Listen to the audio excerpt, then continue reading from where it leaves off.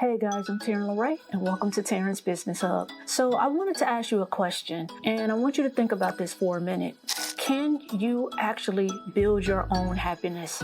The reason why I decided I wanted to speak on this subject matter is because happiness matters. It's important. For years, I was taught that happiness is fleeting because it isn't long-term sustainable. And to a degree, that's actually true. But here's the thing, just because something is fleeting or something is temporary, it doesn't mean it doesn't matter. Happiness actually matters. I remember some years ago when Dr. LaRae from Yale University, she created a wildly popular class centered around happiness. And over 3 million people enrolled in her free online course. The course is titled The Science of Well-Being. Apparently, people are searching. They're looking for some shred of happiness. They want meaning and fulfillment in their life. And happiness is the gateway to that fulfillment. You may be starving for peace. You may be craving a sense of relief in your life. But here's where I want to take it a little bit deeper, because we don't just study happiness. We have to make room for it in our lives. And I want to be able to show you how to do that. So before I go into depth in terms of what happiness is, I want to clear up something. I want to clear up what we get wrong about happiness. Now, in a previous video, I talked about the powerful life of DJ Avicii, his life and his untimely death. And one of the things that I mentioned is that DJ Avicii talked a lot about chasing happiness. Like down because of all the work. It's just so much workload, you know, because I was getting skinny. I was getting everything, you know. I needed a break just to be home. And happiness is something that's fleeting in nature, and so you don't necessarily chase it. What we want is internal joy. And I want to clear up the distinction between happiness and joy. Happiness is conditional. It's what makes us smile. It's a good moment. It's a compliment. It's something that you can look at and it makes you feel good on the inside. But joy, on the other hand, joy doesn't need a reason. Joy resides in us internally. Joy lives inside of us. It's rooted, it's spiritual. It can live alongside of grief and still have room to breathe. Here's an easy way to make the comparison. Happiness visits, but joy dwells.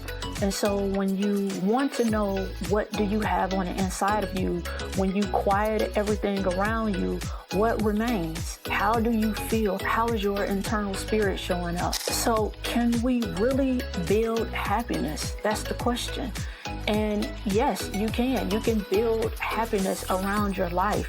Now, because happiness is conditional, we can't control it like a faucet. We can't control when the sun rises, but you can still open your curtains. So when the sun does come up, the sun is able to shine inside. I talked about in a previous video how my dog Happy, how he makes me laugh and he makes me smile with certain things that he does. I don't control Happy through the day. So there are moments that he may do something that it's funny, but I'm not controlling his every move. And so the way that we bring happiness into our lives is that we don't have a cluttered, closed off heart, so that when happiness is ready to come, it is showing up, we're able to receive it. Now here's where things get interesting.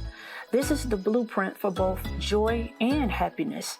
One of the things that we don't want to do is outsource our happiness. You don't want to outsource your emotions, meaning you don't want to allow people to have control over your feelings. If someone is in a bad mood, then it sets you off and now you're in a bad mood. Maybe someone, you know, that you're connected with, the temperature in a room depends on how they are, but you don't have to outsource your emotions to this person's temperament or anybody's behaviors or anybody's moods. You can still guard your own peace. And that may look like a subtle shift even in your daily life. It may be just you simply going into another room. It's a subtle shift. Maybe going for a car ride just so that someone else's mood swings aren't affecting your peace. They're not disturbing your peace of mind. Have you ever been in a really good mood in a day and you've been feeling really good, and then you get a phone call from someone and that phone call just completely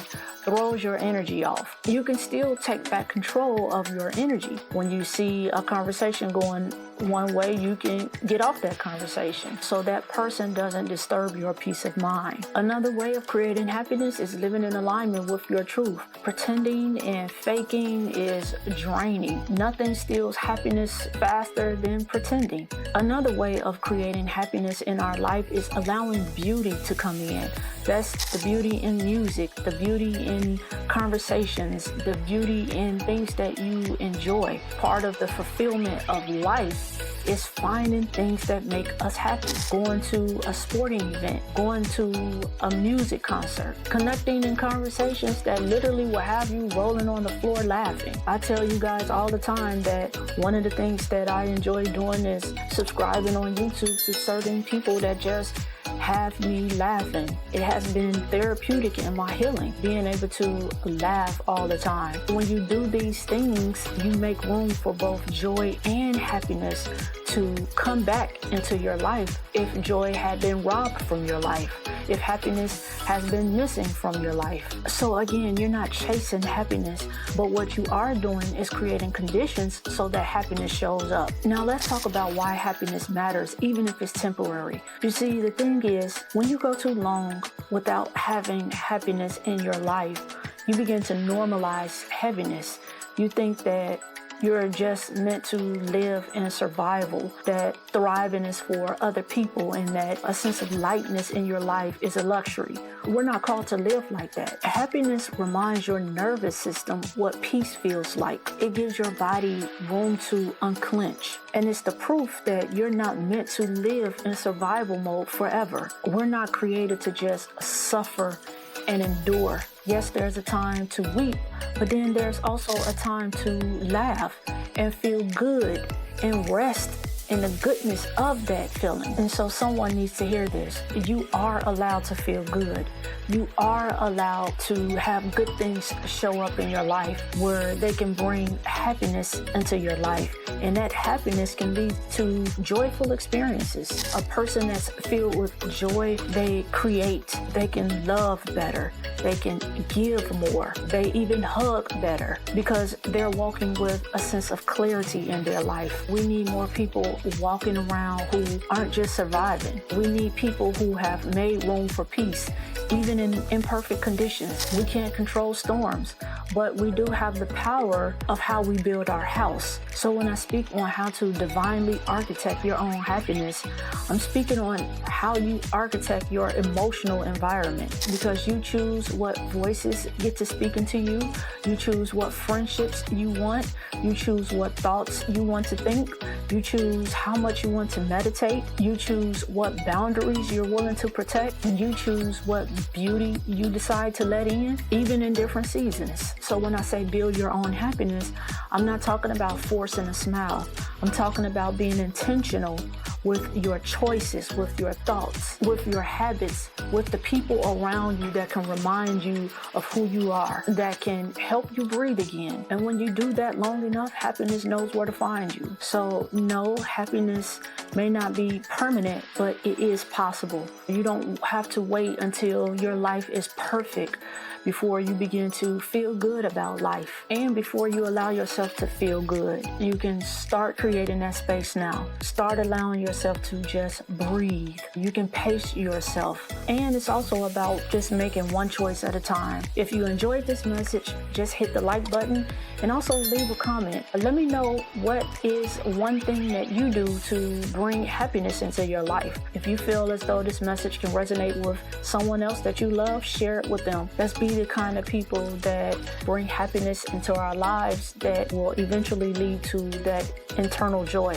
Remember, happiness visits place, but joy dwells. If you want deeper learning, feel free to purchase my book. That's Intentional Progress. Get unstuck and start your business now. You can also visit our website. That's www.tarynlaraegordon.com and hop into our community. Join our weekly newsletter. That's the Blueprint Brief. And as always, stay grounded, stay aligned, and know that intentional progress will drive your dream forward. Thanks again, guys, and you'll see me in the next video.